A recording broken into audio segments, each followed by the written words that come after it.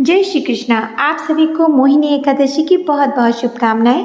भगवान विष्णु की कृपा आप पर, आपके परिवार पे सदा सर्वदा बनी रहे। और देखिए, वैशाख माह के शुक्ल पक्ष की एकादशी को मोहिनी एकादशी कहते हैं, जो कि वर्ष 2024 में 19 मई को इसका पूजन और व्रत किया जा रहा है। इस दिन भगवान विष्णु ने मोहिनी रूप धारण किया था और हम सभी जानते हैं कि भगवान विष्णु ने 2 बार मोहिनी रूप धारण किया है। एक बार उन्होंने तब मोहिनी रूप धारण किया जब समुद्र मंथन के समय अमृत कलश की उत्पत्ति हुई। देवताओं और राक्षसों में इस बात को लेकर युद्ध होने लगा कि इसको पहले कौन पिएगा। तब भगवान विष्णु ने मोहिनी रूप धारण करके बड़ी ही कुशलता से सभी देवताओं को अमृत का पान कराया। और दूसरी बार भगवान विष्णु ने तब मोहिनी रूप धारण किया जब भस्मासुर नामक एक राक्षस, जो कि भगवान शिव की बहुत घोर तपस्या कर रहा था, उसने भगवान से इस बात का वरदान प्राप्त किया कि वो जिसके भी सर पे हाथ रखेगा वो भस्म हो जाएगा। फिर तो वो भगवान शिव के ही पीछे पड़ गया, उनके ऊपर हाथ रख के उनके दिए गए वरदान की पुष्टि करने के लिए। तब भगवान विष्णु ने मोहिनी रूप धारण किया और अपने रूप में मोहित करके उसको नृत्य कराने लगे। नृत्य करते करते एक मुद्रा प्रभु ने ऐसी बनाई जब भस्मासुर का हाथ उसके ही सर पर आया और वो भस्म हो गया। भगवान विष्णु के इस रूप की जब पूजा की जाती है तो सभी मोह नष्ट हो जाते हैं, मोक्ष की प्राप्ति होती है, मेरु के समान भी पाप नष्ट होते हैं। और देखिए, हमने अपने ठाकुर जी को चंदन लगाकर स्नान कराया है। आप इस दिन ठाकुर जी को पंचामृत स्नान, कच्चे दूध से स्नान करा सकते हैं। हमने गंगा जल, गुलाब जल और तुलसी दल पत्र, पुष्प, साथ ही इत्र डालकर हमने ठाकुर जी को यहाँ पे स्नान कराया। उनके शरीर को पोंछकर हमने गुलाब इत्र से उनके शरीर की मालिश की और उसके बाद हम अपने लाला को मोहिनी रूप में श्रृंगार कर रहे हैं। देखिए, हम अपने घरों में जब लड्डू गोपाल जी की सेवा करते हैं तो प्रतिदिन उनका श्रृंगार करते हैं, लेकिन मोहिनी एकादशी पे ठाकुर जी को मोहिनी रूप में श्रृंगार करना चाहिए। इससे ठाकुर जी बहुत प्रसन्न होते हैं।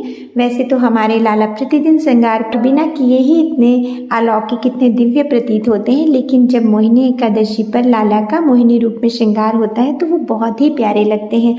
आप भी देखिए कि हमारे भगवान को हमने कुंडल पहनाया, गले में हार, हाथों में हमने कड़े पहनाए और सुंदर सुंदर श्रृंगार किया लाला का। सर पर केस लगाए, इस तरह से मांग टीका पहनाया, चुन्नी पहनाई, लाल रंग का लहंगा पहनाया, तो हमारे ठाकुर जी कितने सुंदर लग रहे हैं। इनकी अलौकिक छवि है और इसलिए किसी की भी नज़र न लगे, इसलिए इस दिन ठाकुर जी को काला टीका अवश्य लगाएं। और देखिए, हमने लाला को इत्र सेवा दी और हमने ठाकुर जी को दर्पण सेवा भी दी। दर्पण सेवा देने से सेवा पूर्ण होती है, तो प्रतिदिन की तरह इस दिन भी आप दर्पण सेवा अवश्य दें। कि जितने बड़े आपके ठाकुर जी हों, उनके विग्रह के हिसाब से ही आप एक कलश लें, जिसको आप अच्छे से डेकोरेट भी कर सकते हैं। आप चाहे तो पीतल का, मिट्टी का, जैसा भी चाहे वैसा कलश लें, उसके अंदर कुछ जल अवश्य भर लें। इस जल में आप थोड़ा सा गंगा जल और तुलसी दल पत्र डालें। बाद में इसको प्रसाद स्वरूप आप ग्रहण करें और ऐसे भाव रखकर कि आप अमृत कलश में रखे हुए अमृत का पान कर रहे हैं और ये प्रभु की कृपा प्रसाद होता है, तो इसको अवश्य ग्रहण करना चाहिए। और आज का दिन बहुत ही विशेष होता है। भगवान विष्णु को प्रसन्न करने के लिए उनका व्रत और पूजन किया जाता है। आज के दिन चावल नहीं खाया जाता, एकादशी के सभी नियमों का पालन किया जाता है। और देखिए, हमने यहाँ पर तुलसी जी की सूखी हुई लकड़ियों को रुई में लपेटकर हरी बाती बनाई है।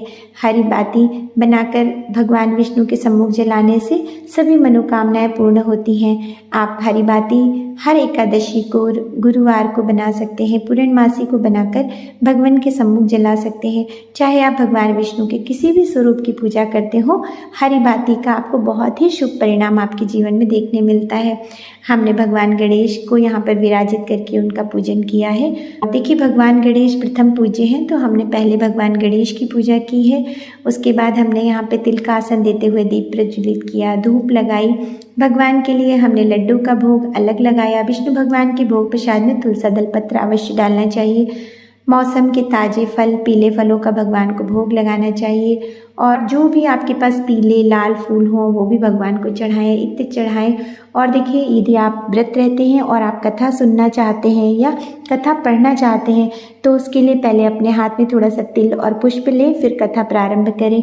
इस तरह से जब आपकी कथा पूरी हो तो आप वो भगवान को पुष्प और तिल समर्पित कर दें। और देखिए, पूजा पाठ में कोई ना कोई कमी तो अवश्य रह जाती है, तो उसकी कमी को दूर करने के लिए आप कुछ दक्षिणा अवश्य चढ़ाएं। इस दक्षिणा को आप चाहें तो मंदिर में दान कर दें, या आप चाहें तो इससे कोई भी वस्तु खरीद कर आप वितरित कर सकते हैं, और या फिर आप अपनी पूजा पाठ की कोई सामग्री भी मंगा कर रख सकते हैं।